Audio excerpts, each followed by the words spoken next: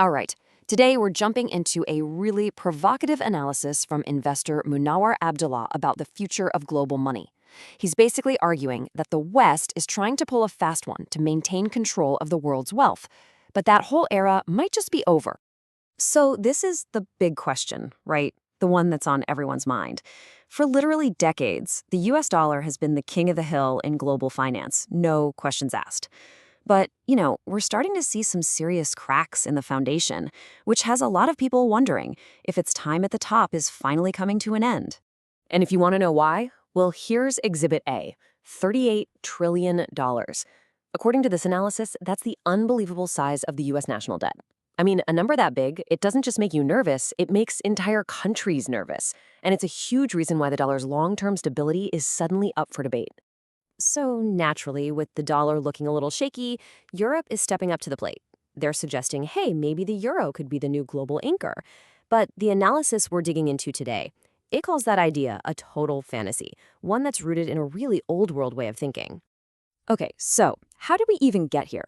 Let's take a step back and unpack the specific events that really kicked this whole debate into overdrive. The real spark, the thing that got everyone talking, was a statement from Christine Lagarde, who, is the head of the European Central Bank. She basically saw this potential power vacuum forming as the dollar weakened, and she went public, positioning the euro as the heir apparent. It was a really bold move, but was it actually a realistic one? Well, according to this analysis, Lagarde had some pretty good reasons to see an opening. I mean, beyond that mountain of debt, there's this growing feeling that America's fiscal credibility just isn't what it used to be. But the real kicker, and we're going to come back to this because it's so important, was the decision to weaponize the dollar itself by freezing Russia's reserves. That single move sent a massive shockwave through the entire global financial system. Now, here is where the argument gets really interesting. The author says this isn't just about spreadsheets and interest rates. No, he claims there's something much, much deeper going on, something he calls the colonial mindset. So what does he mean by that? He defines it as this deep-seated belief that global financial power has to stay in Western hands.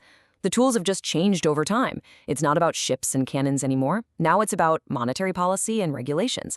But the underlying assumption that the West gets to call the shots, he argues that's exactly the same.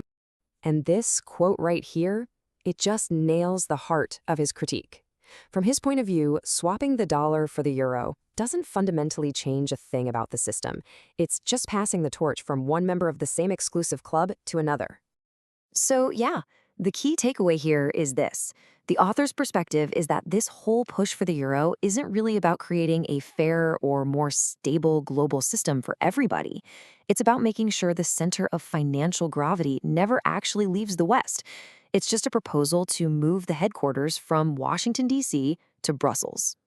But there's another huge flaw that the author points out in Europe's plan. It's this fundamental misunderstanding of what actually gives a currency its strength in the 21st century. The traditional wisdom has always been that a strong military guarantees a strong currency. But this analysis just dismisses that as a relic, a complete holdover from the 20th century. He's claiming that in the world we live in today, real power, it comes from something else entirely. And this table just lays out the contrast perfectly. The analysis paints the West as living in a fantasy world, propped up by military might and financial rules that get made in fancy speeches. Meanwhile, it argues the East's power is rooted in the reality of actual industrial capacity and real-world production. The argument is simple. Eventually, money follows matter. And just look at the data behind that claim. It's pretty stark. You can see Europe's industrial base is actually shrinking, while China's has become absolutely dominant. The author's point here is blunt. How can you expect to have the world's reserve currency if you don't actually make the stuff the world needs to buy? Which brings us right back to that pivotal moment, the event that the author believes put this entire global shift into hyperdrive, the moment the West turned its own financial system into a weapon. I mean, this is the central paradox, isn't it?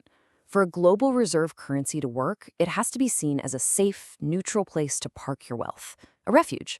But the second you start using it as a geopolitical weapon, you completely destroy that trust. You just can't have it both ways. And you can see the chain reaction that single act set off, at least according to this analysis. Freezing Russia's money wasn't just about punishing one country. Nope, it was a signal to every country. It shattered trust and immediately kicked the global search for dollar alternatives into high gear. And this was the chilling message the author says was heard loud and clear by finance ministers everywhere, from Beijing to Brasília. All of a sudden, holding US dollars wasn't just a financial choice, it was a political one. It meant your country's entire savings were conditional on you staying in line with Western policy. So, if the old system is breaking down, what comes next? Well, the conclusion here isn't a simple dollar out, euro in swap. It's something way more complex and honestly way more interesting.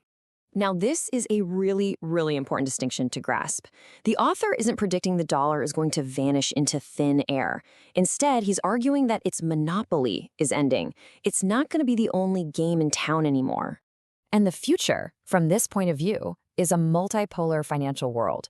The dollar and the euro, they're not going away, but they're going to have to compete for influence with a rising Chinese yuan, and maybe even entirely new financial systems being built from the ground up by the BRICS nations and the wider global south. And that right there is the ultimate power shift. The analysis concludes that the new rules of global finance, they're not going to be written in the usual Western capitals.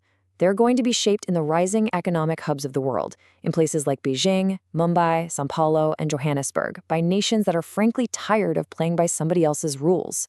This last quote just ties the whole argument together with a bow.